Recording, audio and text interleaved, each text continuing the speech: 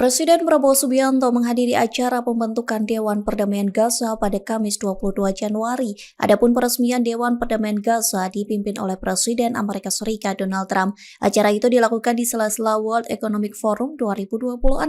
Lantas terekam momen saat Trump menyalami perwakilan negara yang tergabung dalam Dewan Perdamaian Gaza. Namun langkah Trump berhenti di depan Prabowo. Tak hanya menyalami, Trump pun menepuk pundak Presiden Indonesia itu. Terlihat keduanya sempat berbincang sebelum Trump kembali menyalami perwakilan dari negara lain.